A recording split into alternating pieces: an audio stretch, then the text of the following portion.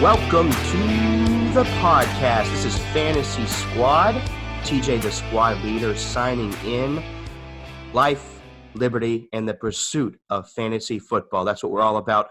John, how are you doing this morning? I'm good. Amen. Life, liberty, and the pursuit of fantasy football. Yes. Tyler, how are you today? I'm good. Just excited to go over our breakouts this week. Yes, today we are doing breakouts. We don't believe in busts. We're not doing breakouts and busts. We're not like everybody else. We're doing just straight breakouts because we're positive. And let me tell you, the breakouts we have today might just change your life. There's guys you've probably never heard of on this list, and we're going to tell you all about them.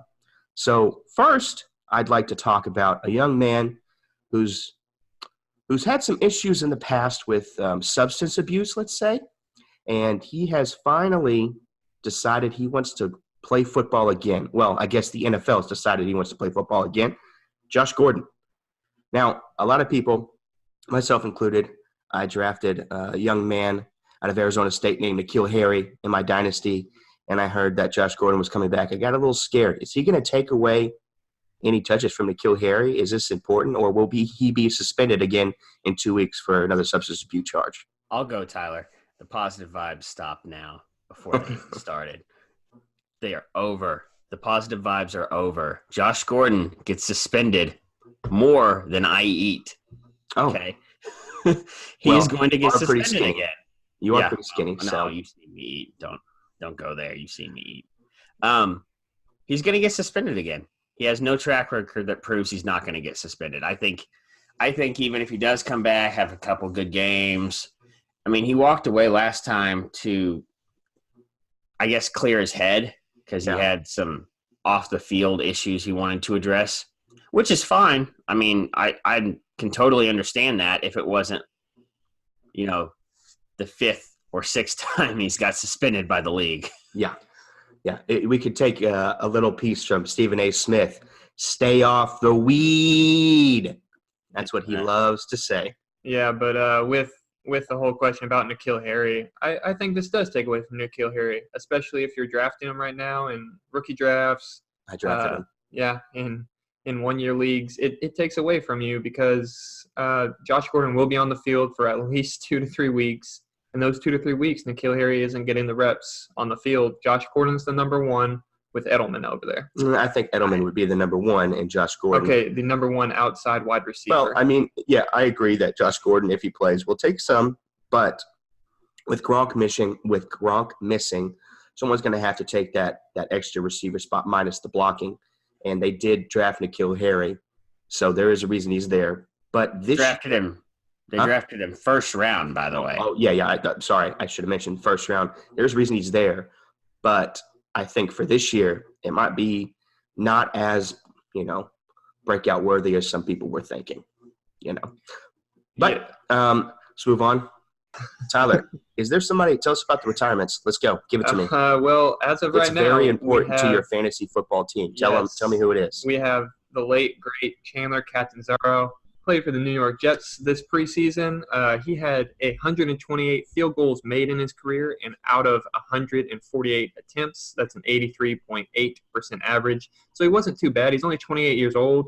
He didn't do too well in his preseason game, so I think that's why he retired. He was just like, it's time to hang it up. Quick question. So I'm actually in a league right now where there's no there's no kickers or defenses. A lot of dynasty teams and even some 1-year leagues are starting to move away from playing with the defense and with the kicker. Do you agree with that at all, Tyler, or is that something you'd like to keep in the game with the kickers and the defenses? And a lot of teams used to, well, I guess still do have a defensive player. I haven't been in a league with a defensive player in quite some time, but do you think it's good to move away from the kickers and the defense? No, I think fantasy. No, I think it makes you a better football watcher, and it makes you a better fantasy player. If you can't identify a good kicker on a good team, that's your fault. I mean, I actually traded for a kicker this offseason in one of my dynasty leagues. I got Keami Fairburn. I got him from John over here, and I think that's a great move. Just, it adds an extra depth to your team. There could be a game where you win by 1 point, and it's because your kicker made a 50-yard field goal and got 3 points for it. I mean, just for the record. Very good. Go ahead. Yeah. just for the record for everybody, I did not send Tyler a trade with a kicker. He sent me the trade with a kicker. I requested that kicker because I want to win. But yeah, y'all want to get into breakouts? Well, so we got some massive breakouts this year. John and Tyler and me spent years, let's just call it years, studying these breakouts. Now, we're all pretty big into college football, so a lot of these guys we've been watching since college, especially one of my breakouts. He played for a team that is one of my rival teams. But I've been watching these guys for a while. Tyler and John have been watching their guys for a while. And we have strong feelings that these young men will break out. Some of them are going to be on other lists. There's a couple guys that most people think are going to be breakouts, and some of them you probably have never heard of. So we're going to get into it. So Tyler, tell me about Jay-Z's new team, the Carolina Panthers. Who is the breakout from that team you got, Tyler? Well, I got the second-year wide receiver, DJ Moore. Now, when I was going over this guy, I thought, maybe I'll pick Curtis Samuel. Everyone's loving the buzz around Curtis Samuel. We even did a podcast, and I talked about Curtis Samuel. But I think the de facto number one receiver on that team is DJ Moore. I think he will outplay Curtis Samuel. Curtis Samuel is more of a deep threat. He's a good route runner, but he's more of a deep threat on that team. They're both around the same size. But what I really love about DJ Moore is his yards after the catch.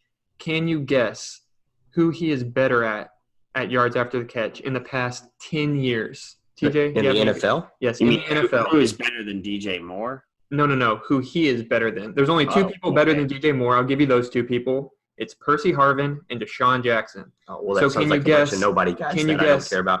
Can you guess a top 10 wide receiver on all of our lists that he's better than on yards after catch? On the yak yards? Yes, on the yak. I love the yaks. I'd say Antonio Brown. Okay, John? I guess since we're going big, Tyreek Hill. Okay, it is actually Julio Jones. Okay. Julio Jones had a 7.7 yards after the catch, and DJ Moore had a 7.9.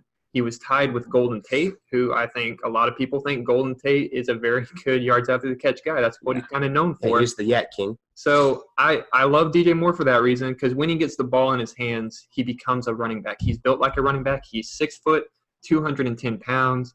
He's a big boy. He's good at what? I wouldn't call that a big boy, but he is a decent sized man. Yeah, he's decent size. He's a running back type of guy. And he used to rush in college. He rushes in the NFL. Last year, he had 172 rushing yards. He had 82 receptions, so not a whole lot, 788 yards and 2 touchdowns. Now, I wanted to mention that those touchdowns will probably go up this next year because Cam Newton targeted DJ Moore only 8 times in the red zone last year. 7 of those times, it was in December. So towards the end of the year, Cam Newton was trusting DJ Moore, and if we all know that Cam Newton did not play, I believe, the last 2 games. So DJ Moore was in there with Cam Newton playing in December and had 8 red zone targets. So he's a red zone threat, especially with the aging Greg Olsen. Well, what's great is last couple weeks ago we talked about wide receivers and teams, and one of the things I looked up about Curtis Samuel and DJ Moore is their QBR when they're in the slot versus they're in the perimeter. And if DJ Moore is in the perimeter, his numbers are way down for his quarterback. But if he's in the slot, he's one of the best if it transfers to the NFL. His QBR would be 120. Well, for the quarterback would be 121.7, which is like phenomenal. If he's in the perimeter, it's like 67. So if they play DJ Moore in the slot, and if Ron Rivera can change up their mentality, because they like their number one guy to be a perimeter guy, and they don't like to play him in the slot. If they'll just bite the bullet and put Curtis Samuel on the perimeter and put DJ Moore in the slot, if those numbers ring true in the NFL, plus Christian McCaffrey there with Cam Newton playing how he plays, that could really blow him up. I think DJ Moore has a good shot at breaking out. So when you say breakout, what are you thinking? Are you thinking this year? And if so, what level of a breakout is he going to go to? Like the number, is he going to be a top 10 receiver? No, I don't think he's going to break out that much just because there's so many good wide receivers in the NFL right now. I think a breakout for DJ Moore, he almost had 800 yards his rookie year. He had about 1,000 yards from scrimmage last year. So I think a breakout year for him would be over 200 rushing yards and 1,100 receiving yards. And I think that's very well in his possibility and in his realms. And I think his touchdowns, like I said, are going to go up. I think that he'll end the year with around 8 touchdowns. And that's a solid number 2 wide receiver for you. He's a little expensive in dynasty leagues right now, so I don't know what you would have to trade to get him. But he's definitely a breakout. And I would say if you find an owner that saw what DJ Moore did last year and isn't really liking him, try to go trade for him. I personally would probably trade a lower-end first-round 2020 pick if I needed a wide receiver for DJ Moore just because of the potential in that offense. John, do you believe in the breakout for DJ Moore, by the way? Yeah, I think it's a great pick for breakout. I think 1,100 yards, 8 touchdowns, and a decent little chunk of rushing yards as well within DJ Moore's grasp. I think the offense focuses so heavily on one guy normally when we look at last year. Yeah. Christian McCaffrey cannot be that kind of guy forever to get them to where they want to go if they're looking toward a playoff run and things of football nature, winning games in their division against teams like Drew Brees and Matt Ryan. It's difficult. They have to expand how they do things in their offense. And so DJ Moore and Curtis Samuel are there. They're both young, talented receivers. DJ Moore, I think most people think is the better of the two. And so if the Panthers scheme-wise can focus more on getting these other receivers the ball more, I think it'll help the Panthers not only as a team, but it'll definitely help DJ Moore.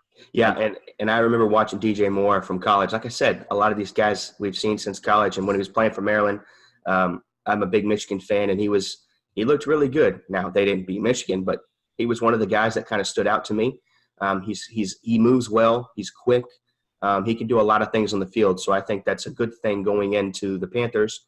And I also think it's a good thing with the guys they play in their division. I mean, when you're playing guys that put up a bunch of statistics, you want to put up a bunch of statistics. I remember last year when Patrick Mahomes came to Jared Goff, and Jared Goff's fantasy points went through the roof when Patrick Mahomes was there, and he blew up. And I think that's a good thing when the Panthers have to play guys like the Saints and the Atlanta Falcons. I think that's a great spot to be in because statistically those two teams are pretty good. And so I like the high scoring type of offenses in your division because I think that only helps you in the future.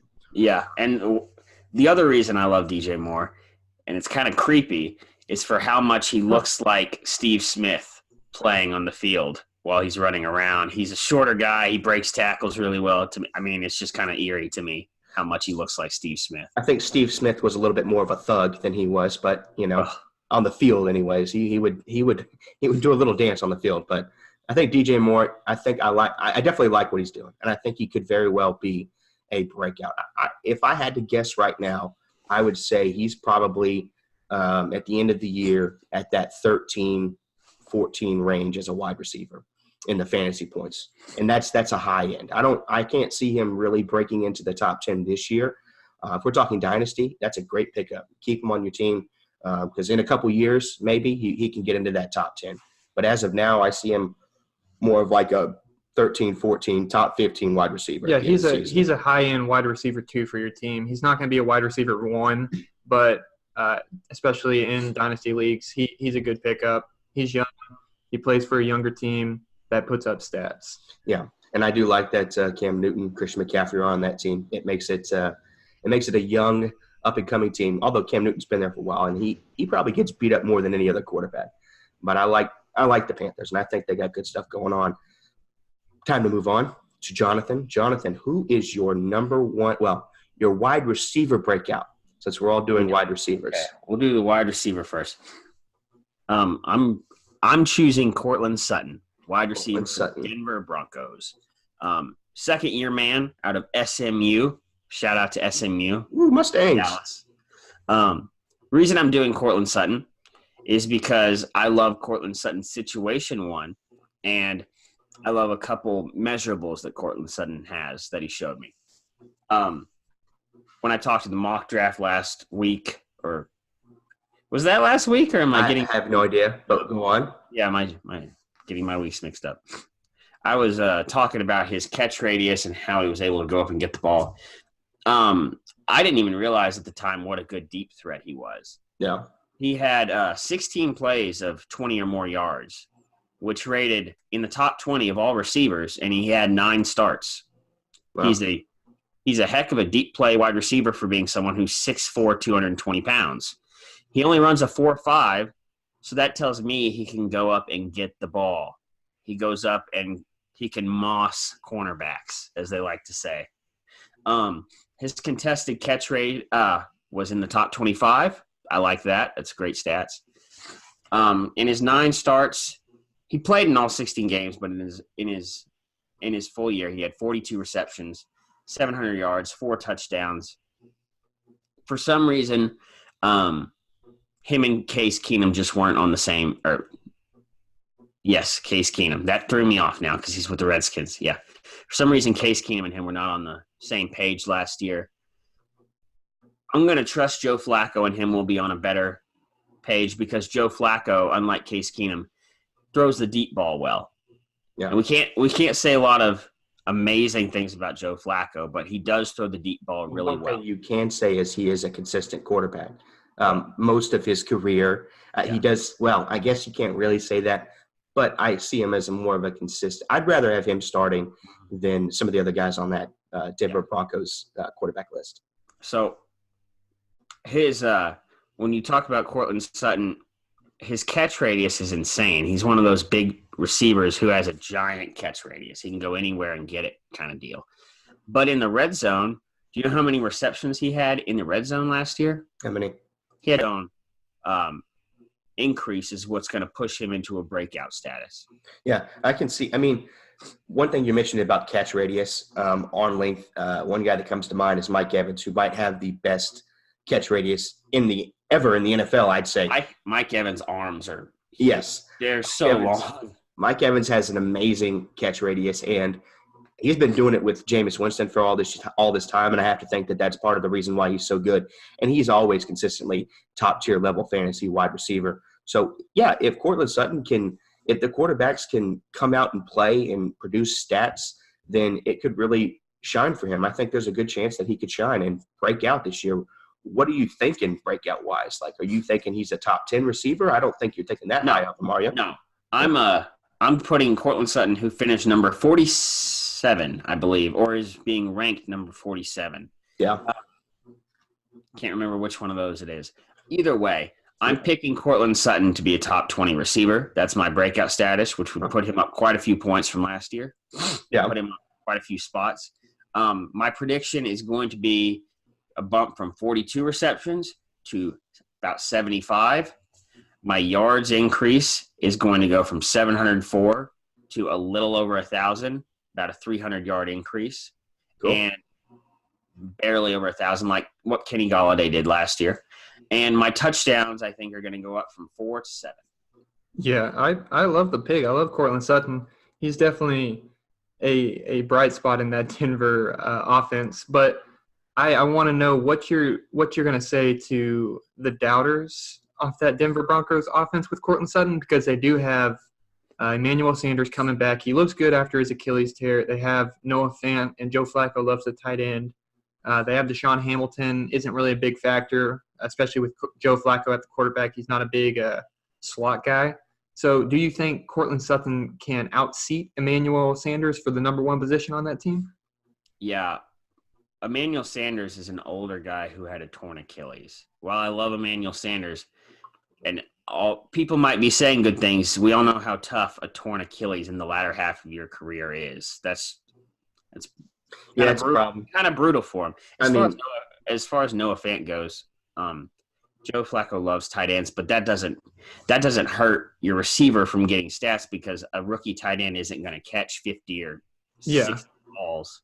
And, watching Noah Fant in preseason, I'm not too excited about his season. I think the better of the two Iowa tight ends would definitely have to be T.J. Hawkinson. Of course you do. I'm just watching preseason. That's what I Noah think. Fant in college, he was more of a red zone target. He couldn't really catch the ball for some reason in the middle of the field, which you saw in preseason games. But he can somehow his hands become glue when he gets into the red zone, but they're butter when he's out in the middle of the field. So it's really weird.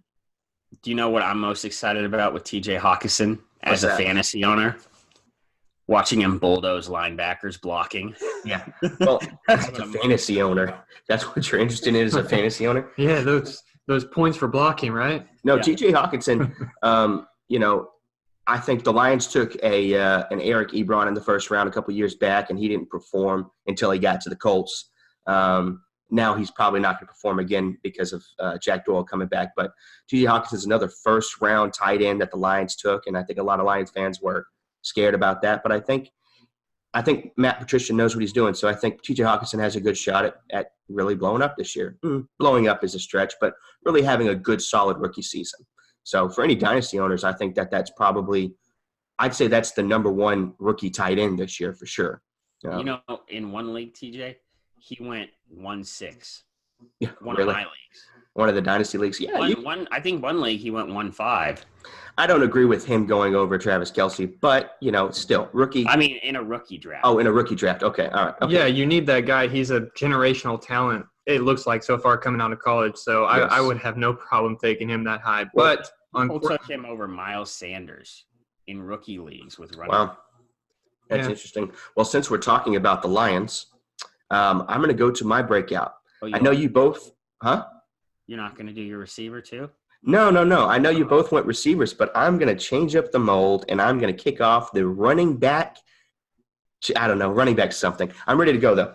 His name is I wonder who it is. Anderson. Kerryon Johnson, number 33 for the Detroit Lions.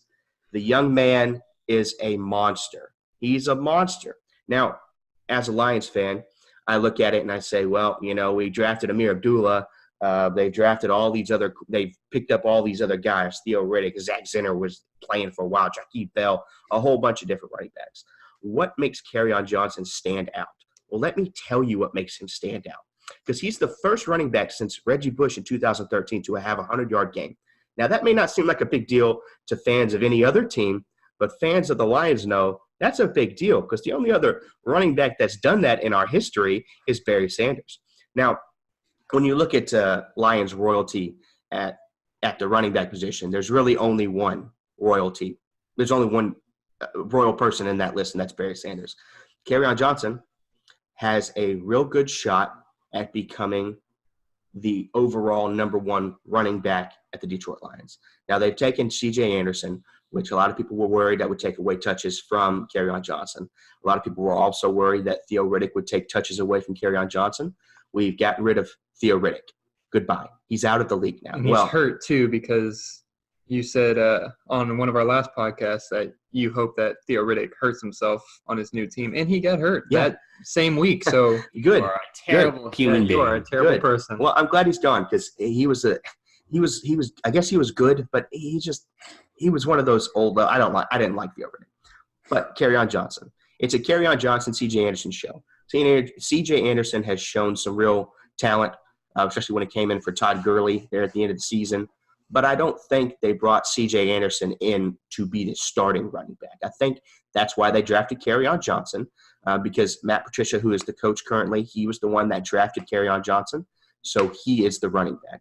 I think the Lions are really wanting to get to the running game more. It's kind of hard to give you any stats. I mean, he did play 10 games, but he only started 7 of those games. And in those 7 games, he had 32 receptions. He had 32 receptions, and that's 213 yards and 1 touchdown.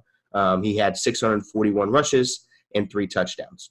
And his average was very good at 5.4. So it's hard to give you a lot of stats because even though he started 7 games, it still wasn't really a full workhorse type of situation. This year, I think it's going to be more of the Kerryon Johnson show. I think a lot of the problems from last year, minus the injury, was Matthew Stafford had a lot of problems. And one thing I foresee happening this year is that Matthew Stafford will bump up that check down toss, and Kerryon Johnson could get something like 40 or 50. He could definitely get 50, but I'm looking more at like a 50, 60 type of receptions this year with a couple more, maybe 3, 4, maybe 3 receiving touchdowns. And I think his rushes, I think he has a good shot at being a 1,000-yard rusher this year. It might be a little close. It might be like a 900, a little over 900 yards, but I think he has a really good shot at getting 1,000 yards. And the new offensive coordinator, Darren Bevel, is very much ready to run the ball and very much wants Kerryon Johnson to succeed. So I'm really excited to see. And statistically, he has a 5.4 yard average per carry. There it is. Per carry. The only one in the history, well, the only one since 1997, which would be Barry Sanders at a 6.2 average, I believe. He's the only receiver, the second highest average receiver since Barry Sanders. Running back, I'm sorry. Second highest average per carry since Barry Sanders. Now, if that says something to me, it says that Kerryon Johnson is Barry Sanders. So I'm ready to see him perform. Man, it looks like you guys have Sanders and Calvin Johnson back on your team. Yeah, well. I will say this about Kerryon Johnson. I'll shout him out some love right now. When he came into the draft, he played in the SEC at Auburn. I liked watching him at Auburn. War Eagles. War Eagle. I actually liked watching a few of his games.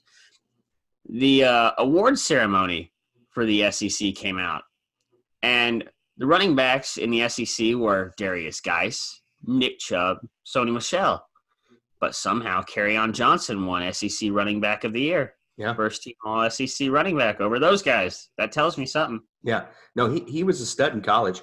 I believe he broke the all-time rushing. Was it rushing per season for the War Eagles? He broke a few records while he was there. I didn't do my due diligence on researching his college career, but I know he broke a couple records. He looks very good. And last year, we didn't get to see what he was all about because of the injury, and they were still splitting starts for some reason.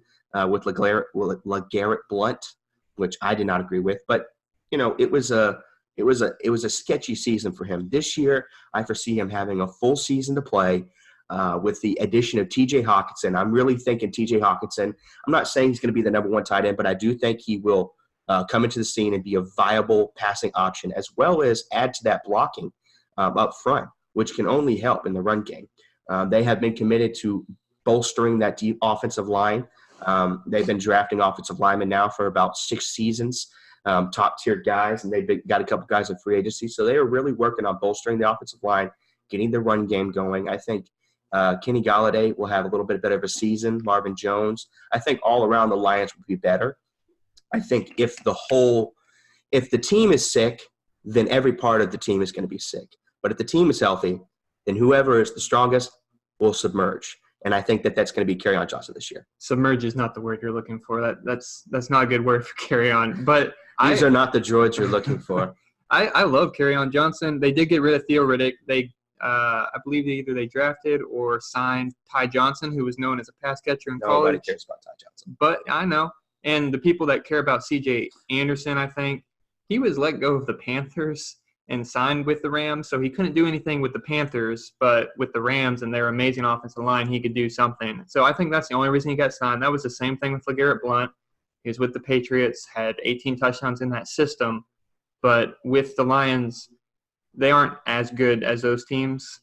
But with Kerryon Johnson running behind that offensive line, I think they could be as good. Because Kerryon Johnson's a true talent. If he can stay healthy, I like the pick. Since nobody's going to ask me, I'll go ahead and say it. I foresee, Breakout, he was not a top 10 running back last year.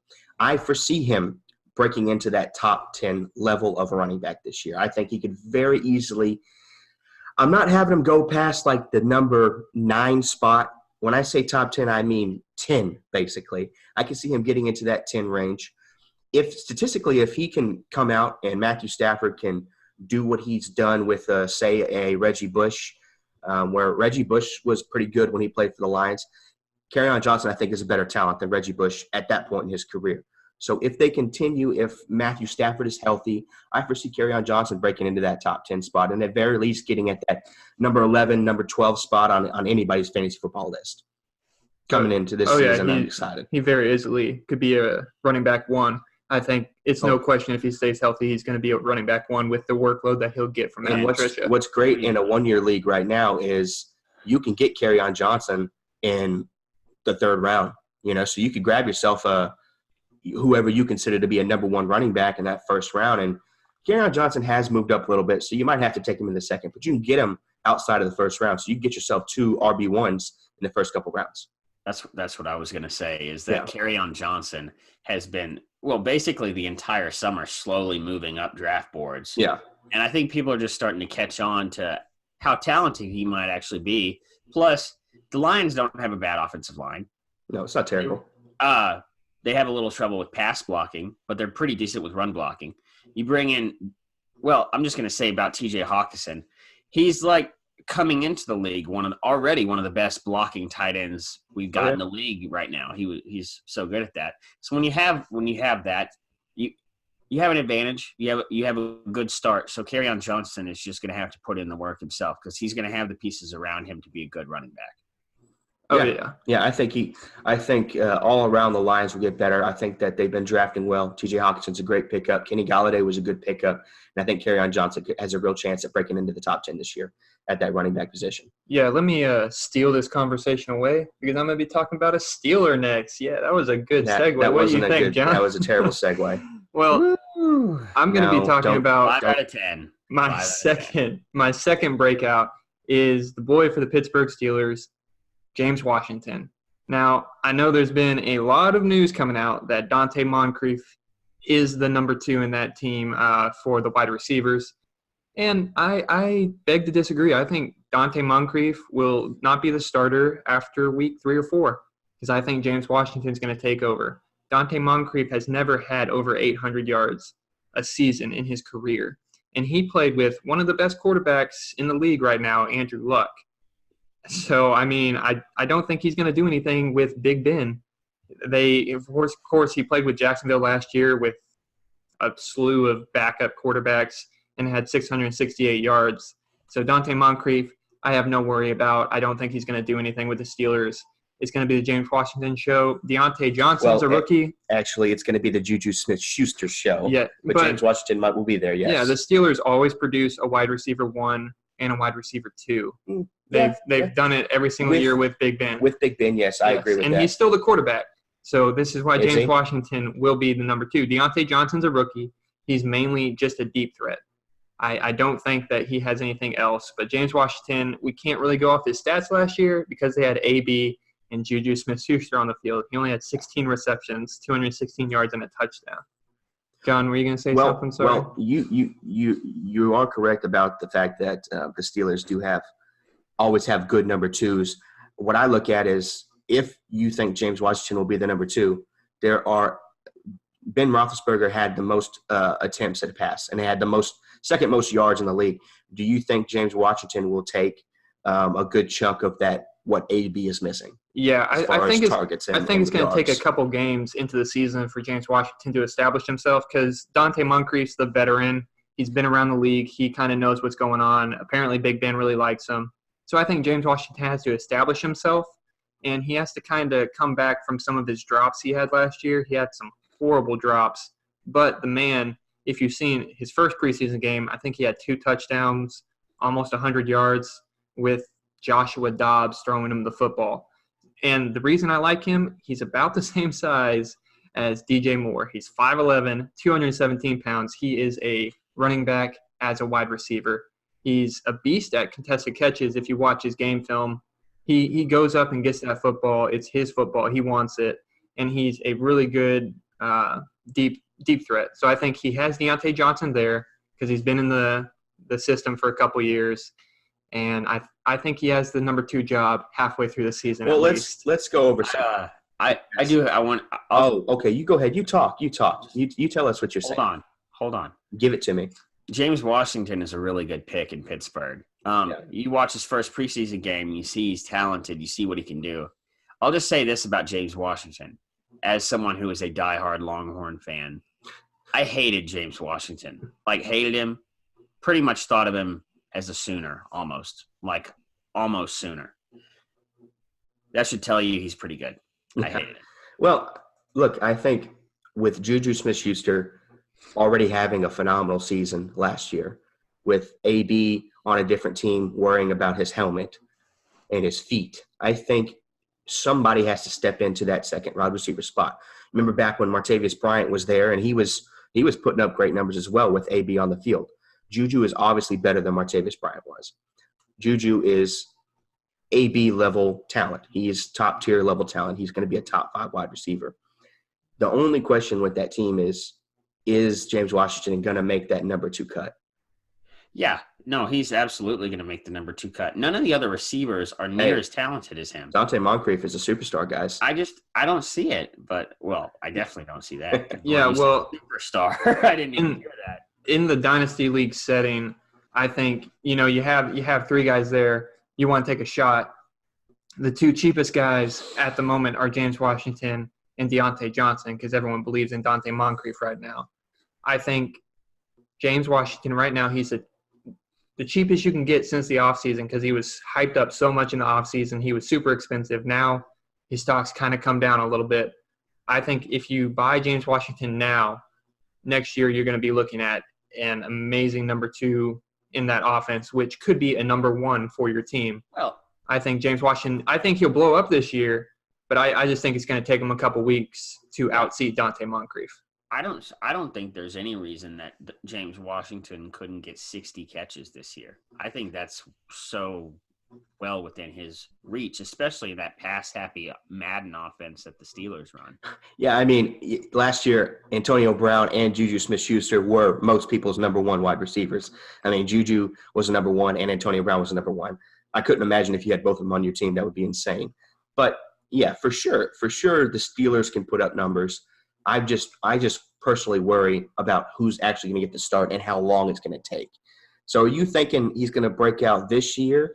And if so, are you thinking top 15? No, I'm not thinking near that level. He only had 200 yards last year. This breakout for this guy could be just 800 yards as a breakout for James Washington. I think that's probably what that's what he's going to get this year, because he's going to take him a couple weeks to get through Dante Moncrief.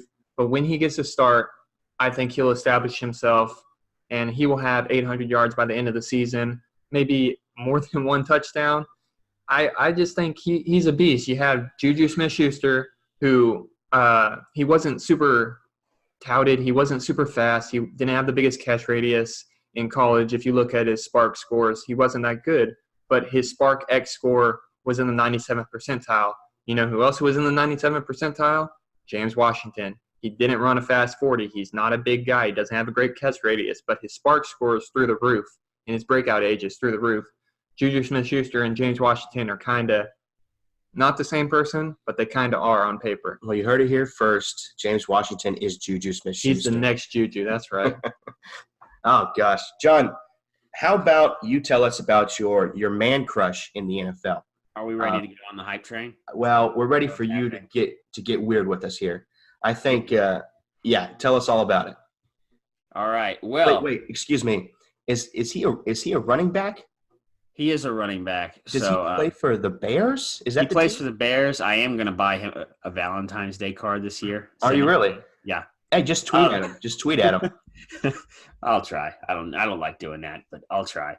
Just a quick side note. We're all trying to build up our Twitter, and, me and Tyler both have hundreds of people.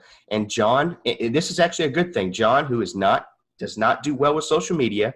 He's not very good at it. But I haven't had a Twitter account since 2012, and I only had that one for like a month. I've never had a Twitter account. I don't have anything else. I have Facebook, but I don't look at it, and I don't have anything else. No Instagram, no Snapchat. But Jonathan started off, and for the first week he had 3 or 4 followers, and I said, John, you got to go get some followers. And now, what are you up to, 32? Yep, 32 or 33. So that's a big deal. Let's go. That's actually good. I'm excited about that. So just keep building that Twitter following up. So I'll even shout out myself. David Montgomery. Well, it is David Montgomery. Follow me at 5th Quarter Fantasy Football. 5th Quarter. 5th Quarter FF. Be that 33rd guy to follow him. Please. I need to be at least close to TJ and Tyler. I know I'm never going to catch him, but at least make me close. David Montgomery's my guy. This is the official hype train of David Montgomery. I've been talking to TJ about David Montgomery when he was in college in Iowa State. This guy he's just such an elusive runner. You look at him and he has broken tackles records. He has PFF records for the most broken tackles in a 2-year span. He had the most broken tackles last year coming into the league among all running backs. He set the all-time record for most broken tackles in a 2-year span, and it's like it's not even that close. Kareem Hunt comes to mind because he came into the league from Toledo with this stat line of most broken tackles by PFF. Personality-wise? No. Every time I mention Kareem Hunt, you got to get on me like that. Oh, John, speaking Sorry. of Kareem Hunt, didn't Matt Nagy come from that same coaching tree that Andy Reid's on? I don't even know what you're saying. Oh, well, Andy Reid and Matt yeah. Nagy. I think so. But Matt Nagy's kind of a defense. So you say David Montgomery's going to look statistically like him, but he's not going to actually get in fights in the offseason. I hope not. Okay. David Montgomery just looks so impressive to me. In college, he had 2 straight years of 1,000 yards for his last 2 years in the league. He had 2 straight years of 11 and 13 touchdowns Wow. running the ball in college, mind you, where there's only 12 or 13 games. And Iowa State ain't making no championship games. No, they're not. His receiving, I'm not even going to talk about his receiving in college because Iowa State didn't throw the ball to him enough, so that's their fault. I'll just go to his preseason game, his first week, where he caught 3 passes. He answered the question the first week. People said, can he catch? Is Tariq Cohen going to take all the passing numbers? Well, no, they're not because David Montgomery can actually do it. He ripped off a 22-yard screen pass, juked out a corner. He looks really good. He looks like the type of running back who will be a running back 1 and completely save he'll win you the Super Bowl. He looks like that type of running back. Well, the only fantasy Super Bowl. The only worrisome fact I have about David Montgomery is he does come from the Big 12, and they are definitely known for throwing the ball a lot. And the fact that he didn't get too many targets in college kind of worries me. Is there a reason he didn't get too many catches, or did they just not decide to throw it to their running backs? Well, a lot of Big 12 teams, it's kind of a theme when you look at a lot of the Big 12 teams that they don't throw to running backs. Oklahoma doesn't. Texas Tech doesn't. Texas, up until – I mean, we did it a little more last year, but Texas doesn't really do it that often. So, I mean, it's just kind of a Big 12 theme. You have all these teams running either semi-air raid or full-on air raid, and it's not a running back happy league. You've been a David Montgomery for a while now. You've been a David Montgomery boy for a while. I remember pre-draft we were talking about David Montgomery. I think I brought him up, but I'll give you the credit. I think I wanted you guys to draft him because we weren't on the Kerryon Johnson hype train, so I wanted the Lions to draft him. Yeah, we were big into David Montgomery for sure. You were big into David Montgomery for a while, so you've been following him for quite some time. Not to mention you're a Big 12 fan, so you've probably seen him play. I just worry. The only worry I have is he just a flash player where he's going to do well for the first couple of weeks because he's new and innovative, or is it going to be the type of thing that lasts in the NFL for the full season? I'm worried mainly about season. Well, I'll tell you. Okay. Give it to me. I hope the Chicago Bears get it in their head to sit Mike Davis's butt down and not let him on the field. Because I have a little bit of a worry that Montgomery's first 2 weeks are going to start off a little slow because the Bears, for some reason, think Mike Davis is a running back in the NFL. Well, he is a running back in the NFL. Barely. I think after the first couple of weeks, Montgomery I think he should do it before that. Matt Nagy should. But I think after the first couple of weeks, Montgomery will establish himself as the starter. And he'll be a breakout candidate this year. He'll fulfill a breakout year in his opening year. My deal is if he plays all 16 games as the starter, he's going to be a top 10 running back. Already predicted it in our top 10 running back panel with Tyler. That was all me. I made Tyler do that. He was forced. Yeah, I had Kerryon Johnson there, but I love the David Montgomery pick there. Hey, I hope Kerryon Johnson and David Montgomery are both in the top 10, and we both can celebrate with toys. Yeah. I don't know. Continue. That was awkward. I just think people aren't going to give him enough credit for how good he catches the ball until he just starts doing it every week. Yeah. He's a great runner. Like, I can't say anything bad about his running. He breaks more tackles than anybody. And so he's going to come in. He's a shifty guy. He always falls forward. He's always getting those 2 or 3 extra yards every time he runs the ball. He always makes one guy miss, it seems like. He's a true 250 a year carry guy. I'll read you this. His carries in college, he had 258 and 257 his last 2 years at Iowa State. He's a workhorse. Yeah, and back to the receiving thing, especially for the past, I'd say 10 seasons, the Bears have been all about receiving running backs. I mean, Matt Forte, Tariq Cohen, they've been all about getting the passes to their quarterback or to their running backs. And that was all with the fella named Jay Cutler, who really seems like he doesn't even want to play. Like, why was he on the field? I think with Mitch Trubisky, I think he can definitely he's used to that North Carolina offense. I think he could definitely start passing David Montgomery the ball. I do believe that he's going to have a bit of a slow start in the NFL. That's what I fear too. Yeah. That's what I fear. I think he's going to have a bit of a slow start those first couple of weeks, which could be good for fantasy owners because you can go get him because I think he will build steam and start playing really well. I'd say week 3, maybe week 4, I think he's going to really start playing well. I think by the fantasy football playoffs, he's going to be one of the more legit options you can have. Yeah. No, look, David Montgomery, I've been taking him in a lot of drafts because you can get him in the 5th round. And I like that. I like that a lot. Maybe not in your dynasty draft, obviously, but in a regular 1-year league, you can get him in the 5th round, and that's a great value, especially if you think he's going to be a top 10 running back, Yeah, I agree with both of you guys. I think that he has a uphill climb with Mike Davis and Tariq Cohen as the pass catchers. So I think that he can establish himself. I think he might do it week 1. I really do. He's that talented. Go Cowboys. Week 1, I think that's a bit of a stretch because I do think even though he is a talented rookie, it's still going to be a bit of an uphill battle.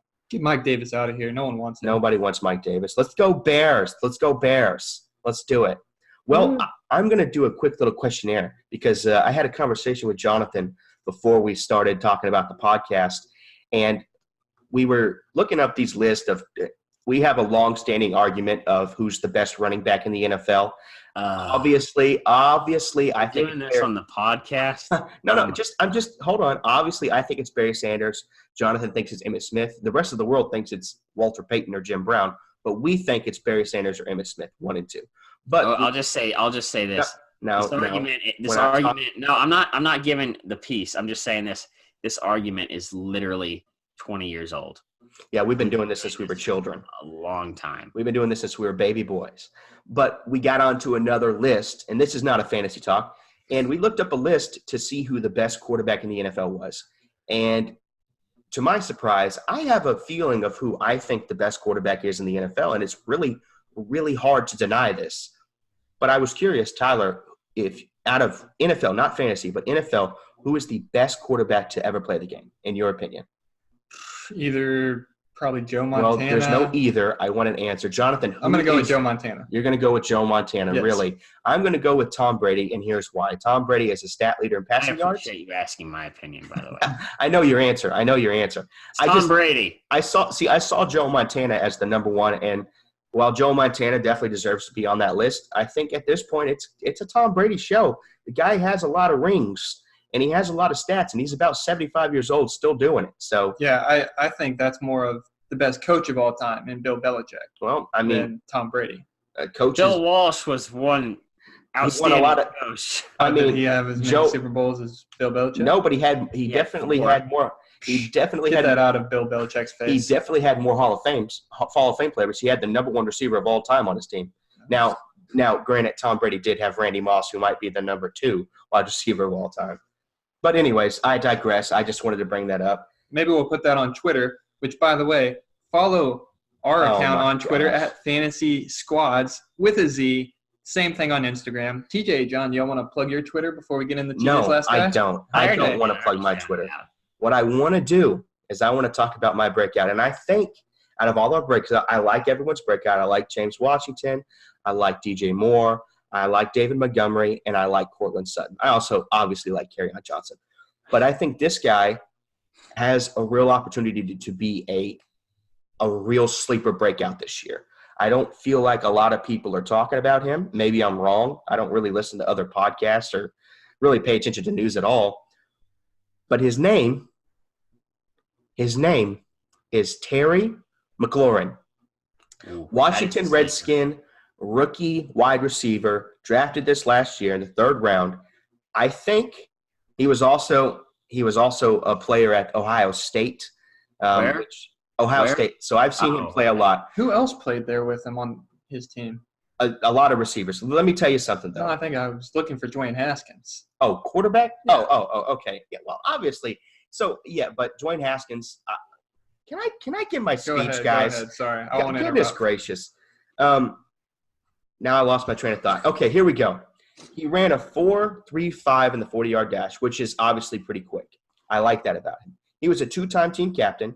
He caught 71% of his targets in college. 71%. That was the ninth best in NFL in his draft class. Ninth best was 71%. He also averaged 14.3 yards per target, which was the best out of all the receivers in his draft class. And I like that stat. He also had 11 touchdowns, which was tied for sixth in his draft class. At the end of his last season, 2018, guy had 35 receptions, 701 yards, and 11 touchdowns. Now, you may say, why does he have so little receptions? Well, it's because he was playing ball with two other guys who are now in the NFL. And he was the number 3, number 4 wide receiver on that team. But what I like about Terry McLaurin is when he came to the Ohio State, he met with Urban Meyer to try and get a scholarship there. Urban Meyer said, no, man, we don't have room for you right now. He said, but here's what I want you to do. I want you to go home and I want you to catch 200 balls every day for a month and then come back and we'll see if you're worthy to get a scholarship. So Terry McLaurin caught 200 passes every single day for a month. 1 month. Came back, Urban Meyer ran some routes, you get a scholarship. He got a scholarship. Why? Because he worked hard. And that's what I like about this guy. He's a two-time team captain, and he wasn't even the number 1 wide receiver. His work ethic is phenomenal. I think he's got a real shot at being a leader on that Redskins team, especially since they have a lot of young – well, they don't have a lot, but they have quite a few young guys on that team. I think he has a real shot at being a leader. I also know that he's a very good gunner on a punt return. He can play special teams really well. I'm only hoping that they don't put him on special teams and maybe give him a chance to start at the receiver. But my biggest thing with Terry McLaurin is his competition in Washington. I don't think his competition is worth anything. Josh Doxson, Trey Quinn, Paul Richardson. He's behind Paul Richardson. I don't see how that's a problem. I think if he really, really does work hard, like I've seen him in college, he is very, very good at contested balls. He's very good at breaking away. He's very good at getting open. He's also very good at running routes. I've listened to Jay Gruden and in the training camps and in preseason talk about he didn't realize that he was going to be this good. He's looking really good coming into the season. And I have Terry McLaurin this year going from a relatively unknown – I couldn't find his ADP. Did anybody do any research on him and find his ADP? I couldn't find his ADP is like less than 150. Yeah, I couldn't 150. I couldn't find his ADP. So in most leagues, I think he may not even be drafted. I think he was like 150 with the wide receivers or something like that. But I couldn't find the guy's ADP. But I think this year, Terry McLaurin has a real shot at breaking into the top 20 wide receivers, which the value from being unranked ADP to being a top 20 wide receiver is phenomenal. I think that could happen this year. Now, I also think that he could break out, but in a slightly less dramatic way and be kind of that 25-30 range. But if you're in a dynasty league, I think Terry McLaurin is a guy you need to go trade for right now. What are you statting him out for this year? What are his stats going to be this year? Yeah, I don't know. I'm just talking about right now his leadership. I think stat-wise, it's hard to stat him out because he is the number 4 guy on that list. It's very hard to give him any type of stats for the year. For me, Terry McLaurin, he may start week 1. He may come out of the gate blowing up. But I think he'll do a lot of split time with those receivers, and he won't really get going until 2 or 3 weeks in. I think he has a real good shot at getting between 700, 800 yards this year. I don't see 11 touchdowns out of him, but I do think he could get eight touchdowns, which is phenomenal, by the way, for 800 yards. And I think at the end of the season, he could end up with about 50 catches. I think that's a good little starting range for him, which would put him right at that top 20 range in fantasy football for wide receivers. I think that's a good pick. I like the Redskins. They're kind of up and coming. They got Kelvin Harmon, a younger receiver too. Trey Quinn. They have Terry McLaurin. They have Dwayne Haskins as their new quarterback. I like their team, and I think Terry McLaurin could very well establish himself as a top receiver on that team. My only question is, and I want to see what y'all's opinion is, with guys like Josh Doxson, Trey Quinn, Paul Richardson, and then they have some guys behind that.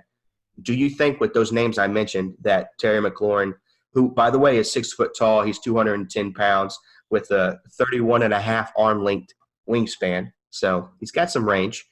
Do you think that he has a chance at beating one of those guys out to become a starting wide receiver? Okay. Well, Trey Quinn we'll put aside because he plays the slot, and he's kind of established as the slot, so we'll put him aside.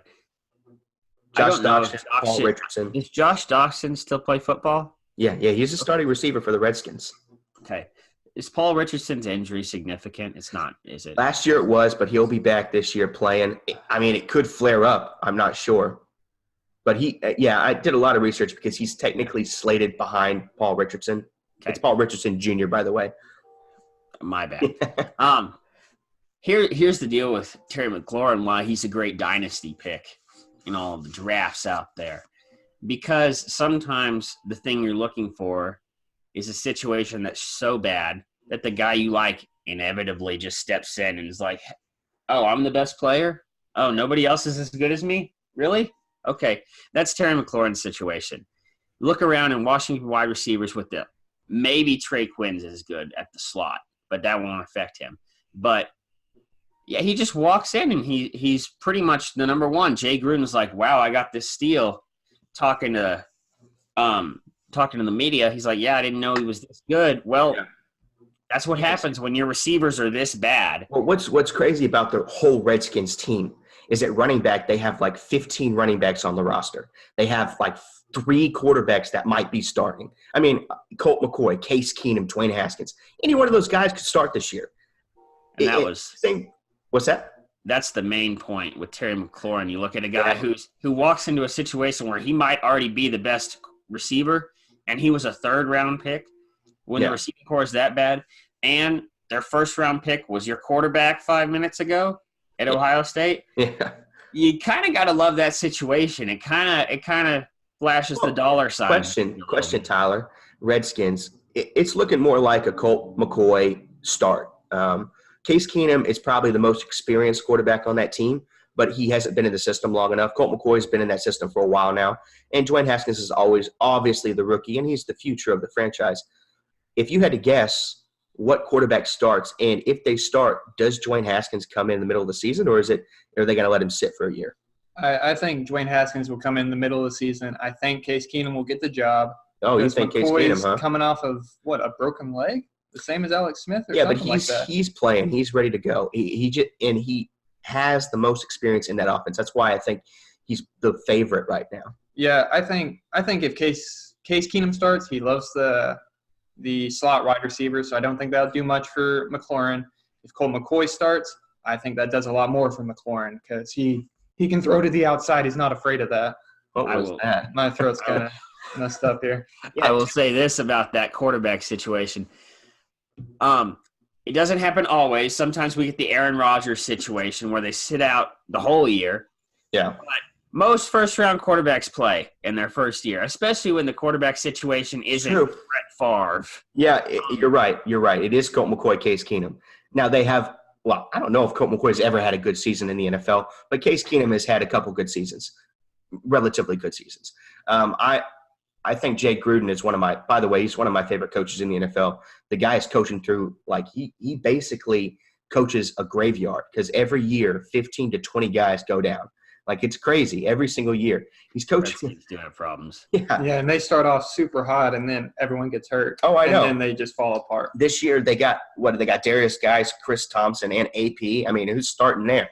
I guess it's probably AP, but it's like they got 5 guys at every position. They have on their roster right now, I think I read 7 running backs on their roster right now. Holy 7 running backs. They have about 25 wide receivers and 150 quarterbacks. So looking at them this year, I'm I'm really thinking Terry McLaurin. After I really did do hours and hours of research, and all I could really look at was Ohio State film. One play stood out to me, and it's kind of a hard reference if you didn't watch college football. I saw the Ohio State Buckeyes play against the Michigan Wolverines, and I saw it was third and 9, and Terry McLaurin lined up on the outside, and he had a cornerback who's now in the NFL, David Long, covering him, and he ran, did a little bit of a button hook, caught the ball, and sitting there, he needed to get 9 yards for that first down. Sitting there, 2 yards in front of the first down line, was the number 10 overall pick, Devin Bush, linebacker from Michigan, waiting there for him. Devin McLaurin lowered his helmet and hit him, and he pushed through for that first down.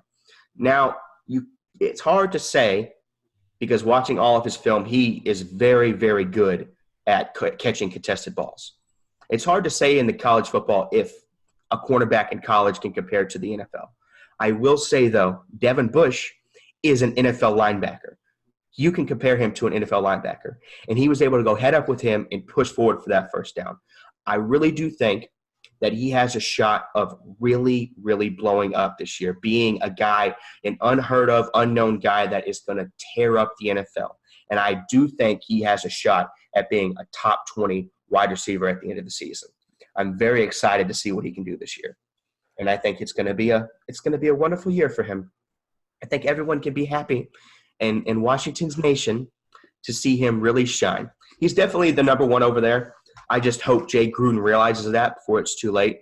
If I'm drafting in a dynasty league right now in a rookie draft, I'm taking him early. I'm taking him in the second round. I might take him in the first round. Draft? In a rookie draft. If you're drafting in a regular draft, you can pretty much get him at the last round if you want to. Me personally, I'm in a dynasty draft right now, and I'm probably going to end up taking him in about the 12th round. It's a bit of a stretch. We have 22 rounds in that. We're drafting new teams. So it's a bit of a stretch, but I think that that's a guy I really want to make sure I get on my team. So, yeah, all the breakouts today have been wonderful. I think we can all keep an eye on those guys. I think we need to write these down and blast these out on our social media because I'm pretty sure we're right about most of these guys. So I want everyone and their mother to know that we're better than they are. So I want this to be something that we flash and show everyone about. But yeah, this was a great talk. We missed Jacob's breakout guys. Does anybody know who Jacob's breakout guys are? Yeah, his two breakout guys were on the same team. It's Preston Williams, the undrafted free agent for the Miami Dolphins, and Kalen Ballage, the new starting running back for the Dolphins because Kenyon Drake's in a walking boot. Yeah, that's true. I did see those Miami boys, and I think Preston Williams has potential.